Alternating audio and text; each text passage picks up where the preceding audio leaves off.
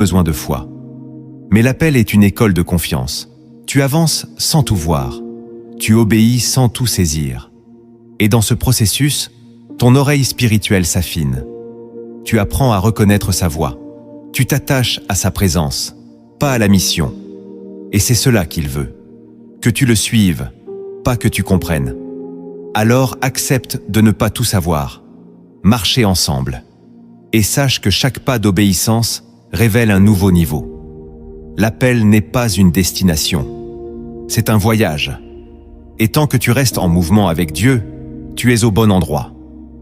La 10e vérité cachée, c'est que ton appel ne s'éteindra jamais, même si tu t'arrêtes. Tu as peut-être mis ton appel en pause. Tu t'es peut-être fatigué, blessé, refroidi. Tu t'es éloigné. Mais ce feu que Dieu avait allumé, même enfoui sous les cendres, est encore vivant. Romains chapitre 11, verset 29, le proclame avec autorité, car les dons et l'appel de Dieu sont irrévocables. Ce que Dieu a déposé en toi ne s'est pas évaporé. Il dort, il attend, il gémit. Et aujourd'hui, par cette vidéo, Dieu est en train de souffler dessus. Il rallume ce que tu croyais perdu. Il ranime ce que tu avais enterré. Et même si tu t'es écarté, Dieu ne t'a pas rejeté. Il t'appelle encore.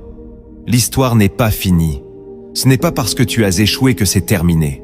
C'est parce que tu t'es arrêté que tu crois que c'est fini. Mais Dieu t'attend, là où tu as abandonné. Il ne t'accuse pas. Il t'invite. Reviens, reprends, rallume. Car ce que tu portes est encore vivant.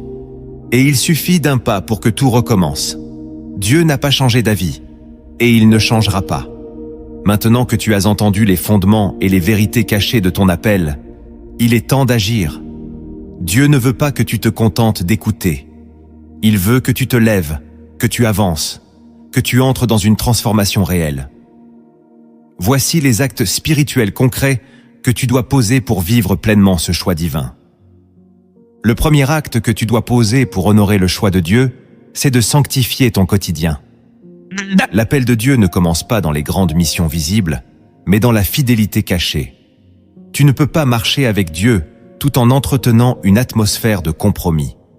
Ta chambre, ton téléphone, tes pensées, tes choix, tout doit refléter que tu appartiens à quelqu'un de saint.